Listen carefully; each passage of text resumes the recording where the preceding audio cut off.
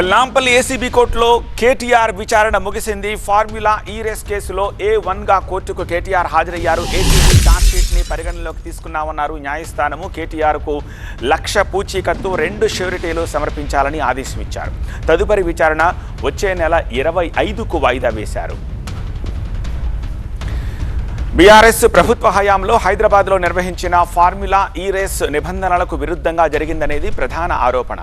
Cabinet అనుమతి లేకుండానే 55 కోట్ల ప్రభుత్వ నిధులకు యూకేకు చెందిన ఫార్ములా ఈ ఆపరేషన్స్ FEO సంస్థకు బదిలీ చేశారని కాంగ్రెస్ ప్రభుత్వం వచ్చిన తర్వాత ఏసీబీ దర్యాప్తు చేపట్టి కోర్టులో ఛార్జ్షీట్ దాఖలు చేసింది. ఛార్జ్షీట్లో గత ప్రభుత్వంలో మున్సిపల్ శాఖ మంత్రిగా ఉన్న కేటీఆర్ను A1గా చేర్చారు. ఈ కేసులో అప్పటి మున్సిపల్ శాఖ ప్రిన్సిపల్ సెక్రటరీ అరవింద్ కుమార్ A2గా, HMDA మాజీ చీఫ్ ఇంజనీర్ BLN రెడ్డిని A3గా పేర్కొన్నారు.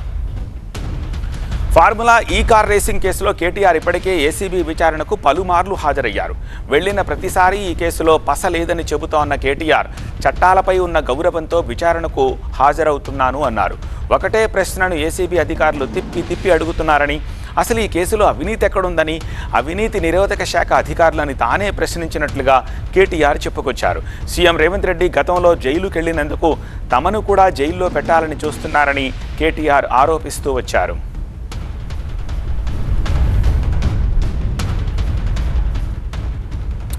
లేటెస్ట్ అప్డేట్స్ అందించేందుకు అడ్వకేట్స్ తోటి మా ప్రతినిధి వాసు లైవ్లో సిద్ధంగా ఉన్నారు. Vasu, over to you.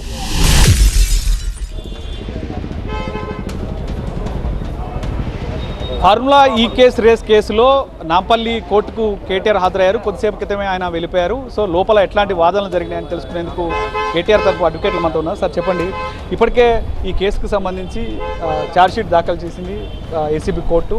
So ఇప్పుడు కోర్టుకు కూడా వచ్చారు, ఏసీబీ కూడా దాఖలు చేసింది, కోర్టుకు వచ్చారు. ఈరోజు ఎట్లాంటి వాదనలు జరిగినాయి సార్? ఈరోజు వాదనలు ఏముండవు, ఇది అపియరెన్స్ స్టేజ్ కాబట్టి పేపర్లు ఇవ్వాలి. ఏదైతే ఛార్జ్షీట్ ఫైల్ చేసారో దాంతో టెక్నికల్ ఏదైతే వేసారో అవన్నీ కూడా కావాలని మేము అడిగాము. A5గా ఉన్నటువంటి ఫార్ములా ఈకి సంబంధించిన వాళ్ళు అటెండ్ కాలేదు, వాళ్ళు పిటిషన్ వేసారు. తర్వాత 25th ఆగస్టుకి కేసు పోస్టెడ్ చేయడం జరిగింది.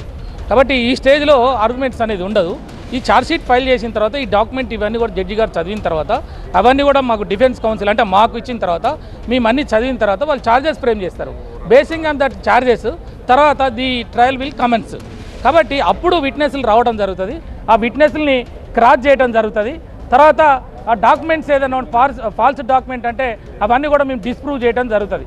కాబట్టి ఇవన్నీ కూడా తేలడానికి చాలా టైం పడుతుంది. అది ఎంత టైం పడుతుంది అనేది HMDA నిధుల నుంచి ఇటు ఏసీబీ ఛార్జ్షీట్లో HMDA నిధుల నుంచి 55 కోట్ల వరకు కూడా ఫండ్ ట్రాన్స్ఫర్ అయింది. ఆ తర్వాత బీఆర్ఎస్కి ఎలక్ట్రల్ బాండ్స్ రూపంలో బీఆర్ఎస్కి డబ్బులు చేకూర్చాయి అనేది కూడా కొంత అలిగేషన్ వచ్చింది. ఏసీబీ కూడా అది చెప్తుంది. సో దీనికి సంబంధించి ఏం చెప్తారు ఇప్పుడు? బట్ ఈ regarding ACB case but 3 ingredients are there. There should be a demand of dowry, there should be a acceptance of dowry, there should be a recovery of money or valuable articles like gold. అవి ఇవన్నీ కూడా ఎక్కడ ఏం లేవు. తర్వాత వాడు ఏమంటున్నాడు, misappropriation of funds అంటున్నాడు. కానీ ఇక్కడ HMDA అకౌంట్ల నుంచి నేరుగా CEO అకౌంట్లకు వెళ్ళాయి. ఏది ఈ ఫార్ములా ఈకి అవన్నీ అక్కడనే ఉన్నాయి. ఇక్కడ misappropriation of funds by the government servant అంటున్నాడు. ఇక్కడ ఏం లేదు కదా. ఇది నేరుగా ఈ అమౌంట్ కేటీఆర్ అకౌంట్లకు రాలేదు, లేకపోతే వేరే వాళ్ళ అకౌంట్లకు రాలేదు. కాబట్టి ఈ సెక్షన్స్ కూడా అప్లికబుల్ కావు. ఈ కేసు అనేది నిలబడదు. హైకోర్టులో మేము పాస్ చేశాం, హైకోర్టులో కూడా డైరెక్షన్ ఉన్నది కేటీఆర్ గారి మీద ఎలాంటి స్టెప్స్ తీసుకోవద్దని. రేపు ఎట్టి పరిస్థితులలో కూడా ఈ కేసు అనేది కోర్టు ముందు అన్టెలబుల్.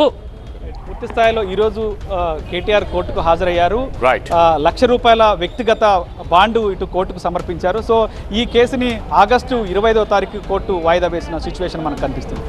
వాసు.